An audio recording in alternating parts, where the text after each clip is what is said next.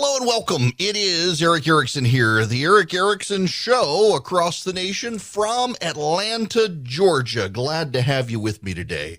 The phone number, if you want to be on the program, is 877-973-7425. You can also reach me on social media at EW Erickson. EW Erickson. If you want the podcast, if you want the show notes, if you want the daily email, text the word show to 33777. We got to talk about the seasonal summer rioting. It looks like it's going to come back.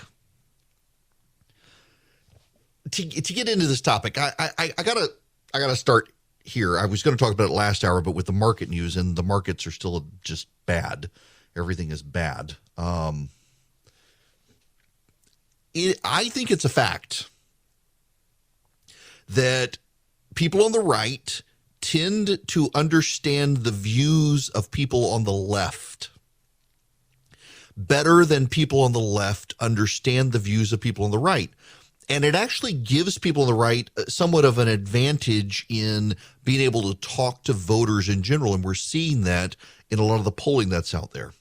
The reason this is the case is because so much of the media is also on the left, that the media, when it presents stories, tends to present them from the views of the left. And the left increasingly caricatures anyone who disagrees with them. So, for example, if you're on the left and you want to understand the right's view on abortion, you immediately descend to, well, you just want to control women's bodies. You want the government to tell women what to do with their bodies. Actually, an overwhelming issue is that the Roe v. Wade decision was constitutional overreach, that you can't read the Constitution in any way, shape, or form and find a right to an abortion in it, so it should have been dealt with at the state legislative level under the 10th Amendment, where things not expressly consented to Congress or granted to Congress under the Constitution or left specifically with any other group are dealt with by the states and the people. That's the actual argument there. Now, we understand that on the left, they believe that women should be able to terminate a pregnancy. Oftentimes, they don't accept it's a human being. They try to obfuscate that it's a human being so they can get around the issue of, are you taking a human being's life? Regardless of that, they believe that for whatever reason, it's a woman's body. She has to carry the child. If it is an inconvenience to her in some capacity, she should be able to terminate it. It should be her choice and only her choice. People on the right would say that, well, as a matter of fact, it's another human being. And if you don't want that human being to reside in you, don't have sex. And if you want to jump immediately to the extreme cases of rape and incest, we can have separate conversations on what the implications there are. There are some pro-lifers who support exceptions to an abortion ban for those things. But that's somewhat of a separate topic. You must first arrive at the issue of, is it a human being? Is it indwelled with rights? Does it have a soul if you're a religious person? Regardless, these are the complexities that the left reduces to a caricature of, well, you just want to control women. It's amazing to me the number of times I see progressives tweet out things like, if we made men responsible for child welfare and child support the moment a woman got pregnant, people on the right would support abortion. No, actually, that's something we've advocated for. And then there's the gun issue. The number of times I've seen a progressive on social media say, I don't know why Republicans like open carry. Don't they realize black people are going to be able to carry guns? Yes, we do, and we support it. They simply don't have to understand our concerns, our views, or our ideas because the media itself does not concern itself with those ideas and views and the like. They simply don't do it. And the result is a descent into caricature of the right by the left that once an independent, moderate, curious voter finds and encounters someone on the right who actually can articulate both sides of the issue, a lot of these people are drawn in to the right. The other dangerous thing for the left right now is that they are so deluded. Roy Texera, the pollster, calls it the Fox News fallacy. He's given it a term that if Fox News covers a story, the left presumes no one truly cares about the story. Fox News, more than other media outlets, has disproportionately covered the story about the Florida Parental Rights and Education Act, the so-called Don't Say Gay bill. The left came up with that term, poll tested, focus grouped it to try to drive up opposition. And in Florida, a majority of Democratic primary voters, according to polling, media polling, not right-wing polling, media polling, I think it was the Miami Herald, that opposed the legislation. Its polling showed a majority of Democratic primary voters support the legislation. The Fox News polling that's out there, and again, if you're on the left, you tend to be dismissive of Fox. I get it. You shouldn't be here because the Fox News polling has been remarkably pro-Joe Biden. The Fox News poll actually has a higher approval rating for Joe Biden at 45% than most other polling out there. The problem, however, is that he is absolutely, on issue after issue, disastrous. On his handling of the COVID pandemic, 49% approve. That's his best. 40% approve of Joe Biden's handling of climate change. This, by the way, this is among registered voters.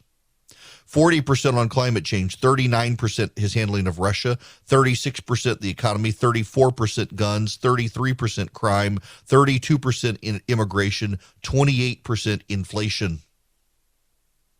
That's rather brutal polling. Kamala Harris's approval rating is also disastrous with 41% disapproval.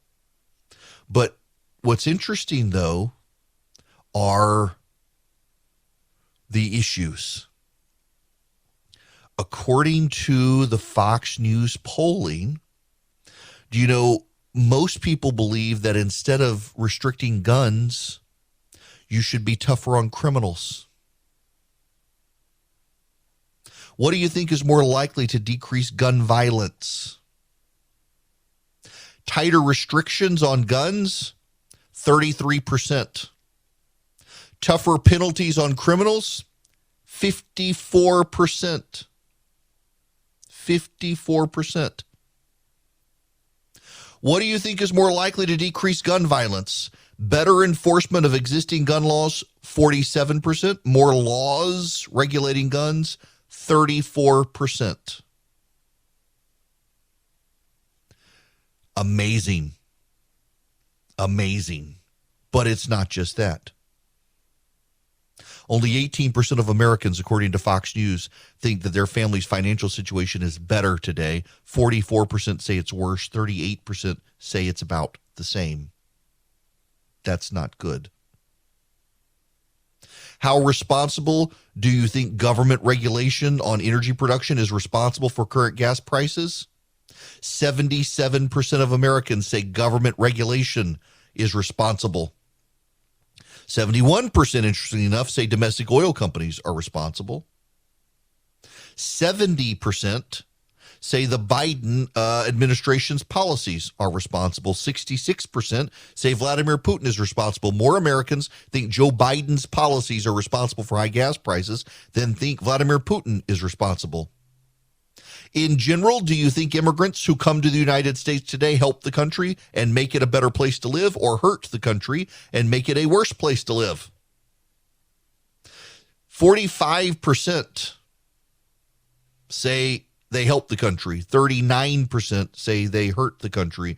Last year was 48% help, 39% hurt. The hurt number has stayed fairly consistently. Compared to 2 years ago, is the country's border security better or worse? 50% say worse, 11% say better, 35% about the same. How much, if anything, have you heard about the Biden administration's decision to end Title 42? 61% have heard about it. Are you in favor of keeping it or not? 63% are in favor of keeping it. 63% say they are in favor of keeping it. That includes, by the way, Democrats. If you listen to the Democrats in Washington and you listen to the coverage on television, you would think Democrats are all in favor of giving up Title 42. The politicians are. The Democratic voters are not. How do you view abortion? Only 27% say it should be legal in all cases at all times. 11% say it should always be illegal. 43% say it should be illegal except in certain circumstances. Put in perspective, 54% of Americans say abortion should be illegal except in certain circumstances. Recently, some states passed laws that ban abortion after 6 weeks of pregnancy, except in case of medical emergency. 50% favor those rules. 54% favor a ban after 15 weeks. I bring up the Fox News polling again because it has Joe Biden doing better with the public than any of the other major polling firms. And yet it shows consistently, as do the other polling out there, the Wall Street Journal poll, the Washington Post ABC poll, the NBC Wall Street Journal poll. They all show that Americans' views align more with the Republicans right now than the Democrats. Americans' views align more with Republicans on immigration. Americans' views align more with Republicans on border security. Americans' views align more with Republicans on inflation, the cause of oil prices being the Biden administration's fault. Americans tend to be more pro-life and more in favor of restricting or banning abortion than the media would have you believe. Americans tend to be more likely to believe that cracking down on criminals, not guns, is the way to improve the crime situation in the country. Time and time again, if Fox News raises an issue, the rest of the media says, well, it's not an issue for America. Actually, Americans tend to agree with Fox News. Americans tend to be people who listen to what Fox News has been saying. There's a reason a majority of Americans listen to Fox compared to the other outlets. And the media and the Democrats occupy the same bubble. And in that bubble, Fox is bad and racist, and Americans who listen to it are bad and racist. And in fact, the Fox News polling suggests a majority of Americans care about these issues the way people who watch Fox News care about these issues. Again, a majority of Americans support laws that prohibit teachers from talking about gender and sexual orientation. That's not a majority of Republicans. That's a majority of registered voters in the United States. 60% of parents with children under the age of 18 agree with that proposition. The only group of people who do not agree with that are white college-educated Democrats. That's not the demographic you want to be in. But what is the result of this? The result is the summer seasonal rioting. As the Democrats believe from media coverage that they're in the majority, that the Democrats believe that they're in the right, that the Democrats believe they have the moral high ground, and they're losing, so they express themselves in terms of violence on the streets. It's coming. It's already started. Again, this year. It is going to be disastrous for the Democrats as a result. It is going to be absolutely disastrous for the Democrats. They don't see it coming. They don't appreciate it. They don't understand it because they live in the same bubble with the media. And you know what's going to happen? That rioting, just like happened in 2020, is going to rapidly push more people to the right. The difference now is that the Democrats are in charge and there's a Republican wave coming, and this is only going to amplify the wave. They are starting to realize the Dobbs decision, if it comes out as seen in the leak, it's not going to pad the margins for the Democrats.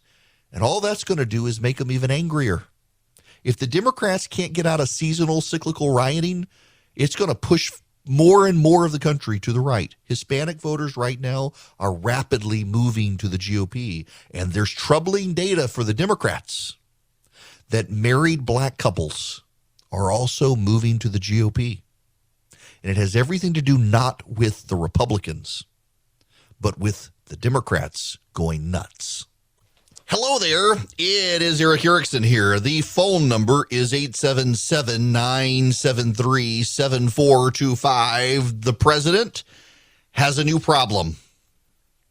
Well, new problem, same as the old problem. Joe Manchin. Democrats believe They're mad about the policy implications of this draft Supreme Court opinion. They believe politically they might benefit from it. But that depends where you go state by state and what that lawmaker's particular views are. Joe Manchin is an opponent of abortion rights. He was asked about it today, and he said that's not the number one issue back home. This is. Inflation is the number one driving factor, I believe, in my state. Right now it's hurting everybody, not just at the pump, but at the grocery store, at the drugstore, at the pharmaceutical, everything they do. Yeah. And as a result, Joe Manchin is saying no more big deals in Congress this year. The Democrats were hoping before the election they could score another very big deal, that they could get Joe Manchin on board for some wild ride of some kind, and it's not going to happen now.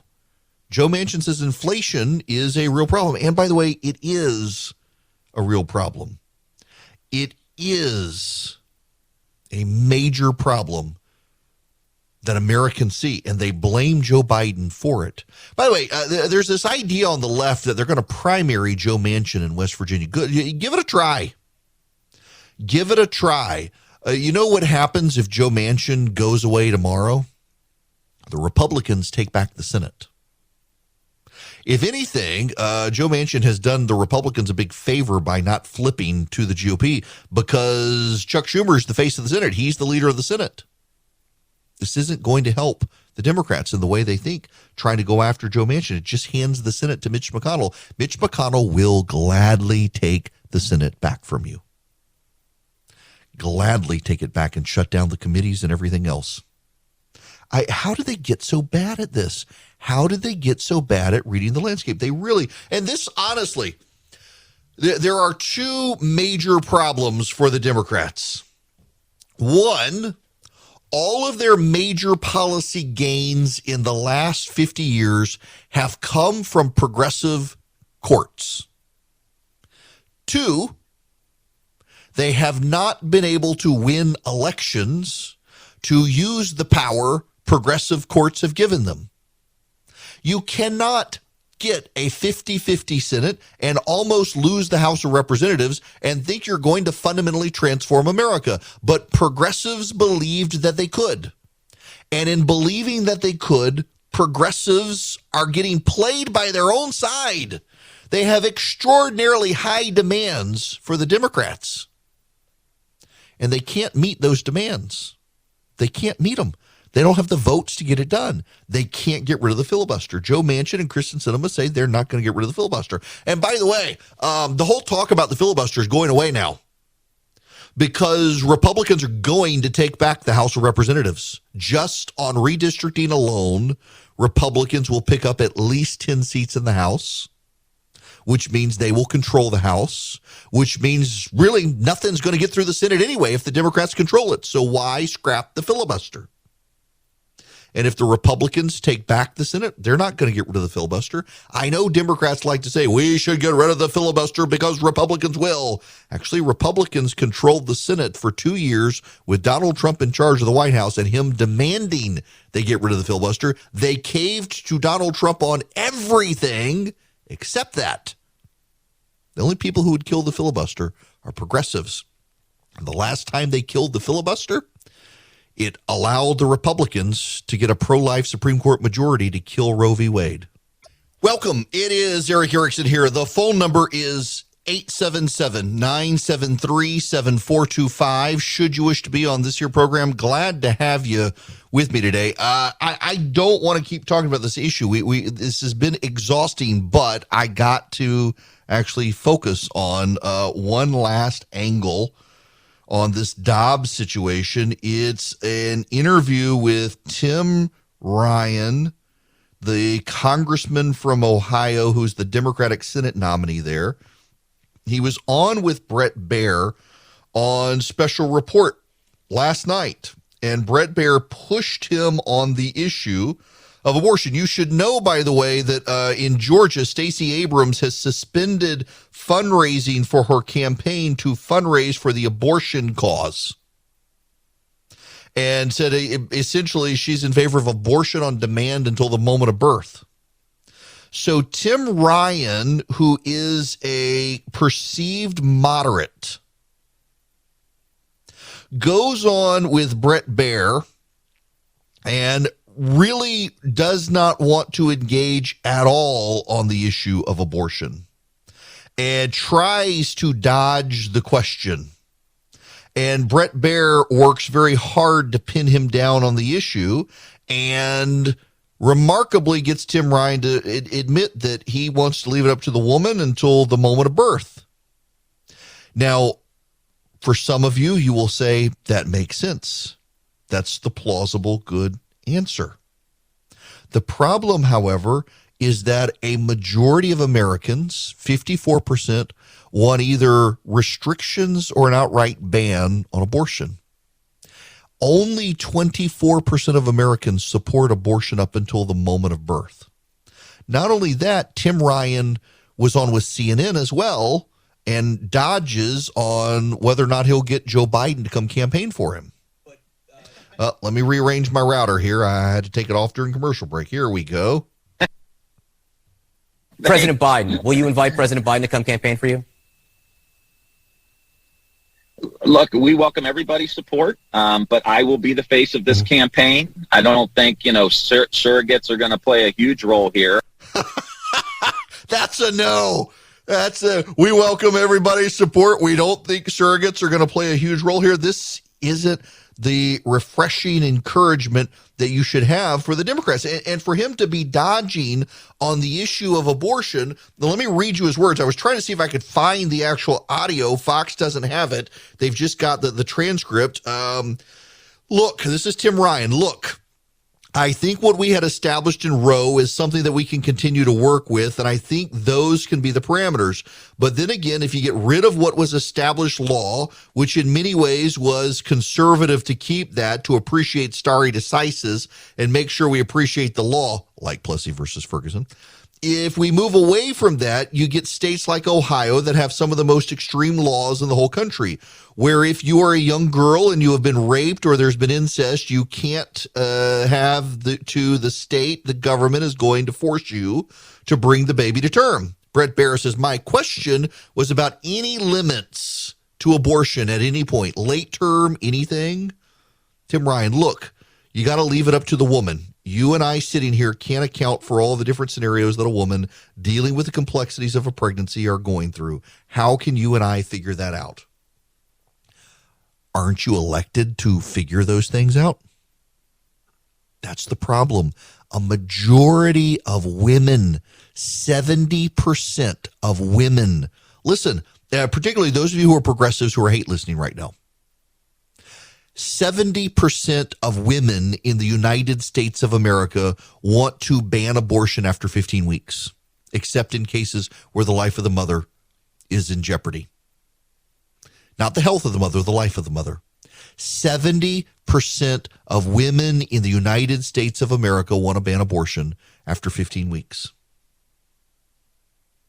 It's an extremist position to have abortion on demand until the end. And it forces the Democrats to get into some very difficult questions. Is sex-selective abortion okay? Is sex-selective abortion okay? Should women be able to terminate a pregnancy if they find out they're having a girl or a boy? These are questions that are coming now. Chuck Schumer is going to hold a vote on the floor of the Senate about abortion. Abortion on demand until the moment of birth. The Democrats think they're going to win. And this is the larger problem here. And look, it's broken record time. I'm sorry. I make this point a lot. Have I told you all the joke? I'm sure I have. There's a little Baptist church. A little Baptist church is trying to find a new preacher. They bring this young guy in. This young guy preaches on hellfire and brimstone and love your neighbor. And it is a powerful sermon on Jesus says love your neighbor. And if you don't love your neighbor, you don't love Jesus. And if you don't love Jesus, you are going to hell. And they're like, wow, that's a tremendous sermon. This guy, he's got a heart for the Lord. Well, let's bring him back next week. Bring him back next week, let him preach again. So he comes back and he preaches the exact same sermon, word for word. Hellfire and brimstone. You got to love your neighbor. If you don't love your neighbor, you don't love Jesus. If you don't love Jesus, you don't love the Lord. And they think, well, that's perplexing. Maybe we need to bring him back one more time just to see. Maybe he had a bad week. Maybe it was off. Maybe something wasn't going well in seminary or with his home life. So they bring him back a third week and the preacher preaches the same sermon again. hellfire and brimstone, word for word. You got to love your neighbor. If you don't love your neighbor, you don't love Jesus. If you don't love Jesus, you're going to hell. And after it's over, the deacons come up to him and they said, buddy, we really like this sermon, but we've heard it 3 weeks in a row. You okay? Preacher says, I'm fine. They said, well, why'd you preach the sermon 3 weeks in a row, the same sermon? He says, well, have y'all done what I said yet? Moral of the story. I'm going to be a broken record here. I'm going to talk about something I've talked about repeatedly because the point is clearly not making it home for some people. The Democrats and the media reside in the same universe. And that universe is not the universe you and I live in. The universe we live in is called reality. The Doctor Strange and the Multiverse of Madness movie comes out, today? It comes out tonight. The kids want to go see it. And it's about the multiverse in Marvel, where you've got this is, they don't believe in Jesus, they believe in the multiverse. We got all these different universes on different timelines, and it's the same people inhabiting the same jobs, but some are good and some are bad, and it's all very weird.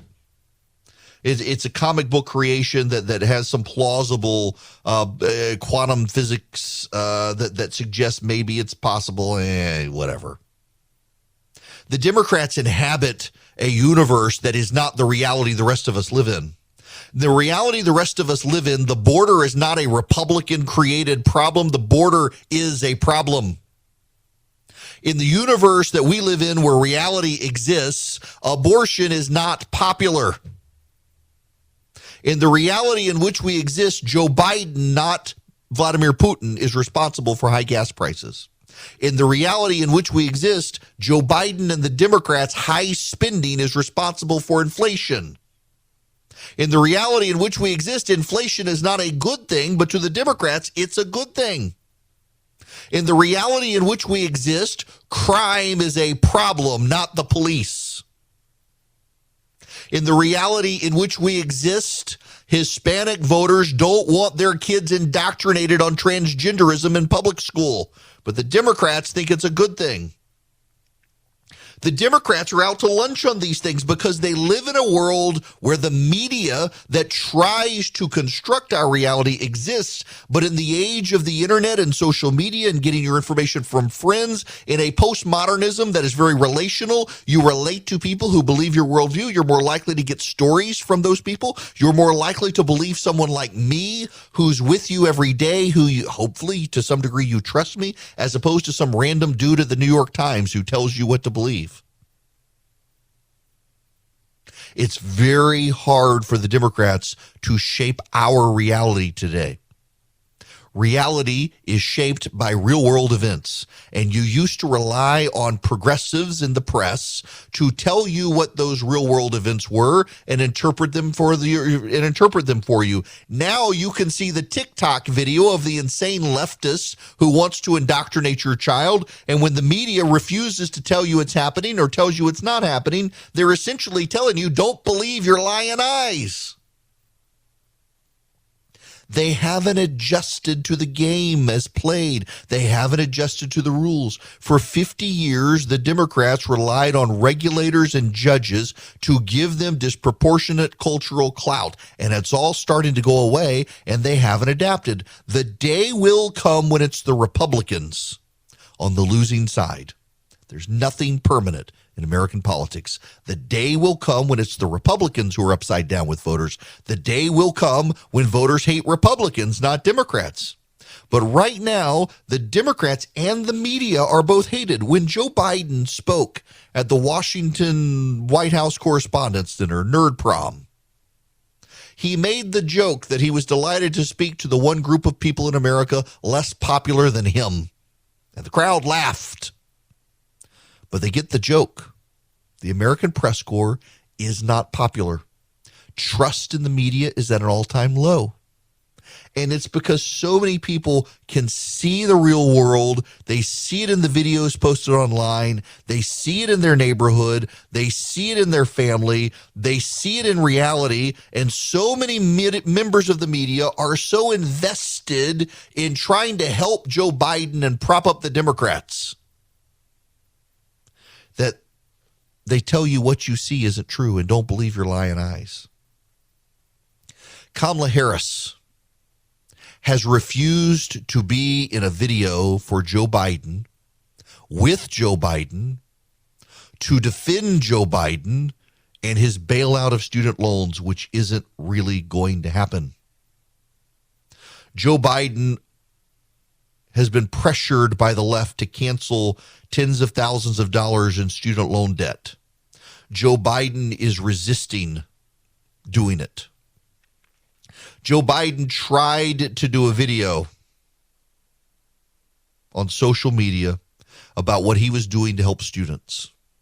And Kamala Harris refused to be in the video of the President of the United States because she was afraid of upsetting progressives, because what Joe Biden wants to do does not go far enough. What Joe Biden wants to do is not popular with the public. But he's got to do something to give the progressive base some sort of win, because they've gotten really nothing. Kamala Harris refused to be a part of it because she wants to do more. Here's the problem. What Joe Biden wants to do is not really popular at all. What Kamala Harris wants to do is even less popular than what Joe Biden wanted to do. She wants to go further left than Joe Biden. That's really bad. Joe Biden is being restrained in his instincts because the polling tells him it's terrible, but he's got to do something because progressives are convinced they're the dominant position. Why are they convinced they're the dominant position? Because the media has given disproportionate airtime to their side of the story and presented this flailing about humanity that really needs the help from Big Brother Joe to get out of their student loans. And the public is actually furious that Joe Biden could bail them out. And Kamala Harris has stood up the president, refusing to be in his video because she's listening to the progressives. And remember, Kamala Harris lost, never even made it to Iowa in the presidential cycle. And the number one criticism of her campaign is that she was too busy listening to the online echo chamber of the left on Twitter. And it cost her her chance to be president. And now she stood up the president because she's still listening to that. Y'all, reality and the Democrats are not meeting in the same universe right now. And that's why the Democrats don't see any way for this decision by the Supreme Court on abortion to really help them. Their pollsters realize the party's out to lunch. And now, Deep Thoughts by Kamala Harris.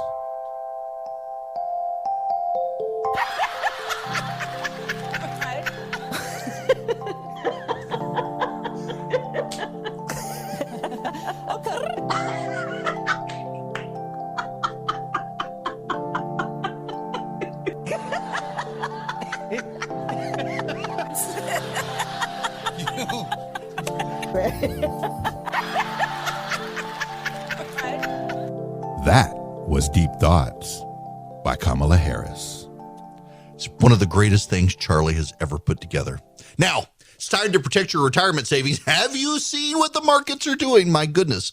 We're seeing 40-year high inflation, interest rate hikes, and today, stock market crashes, in addition to increased gas prices.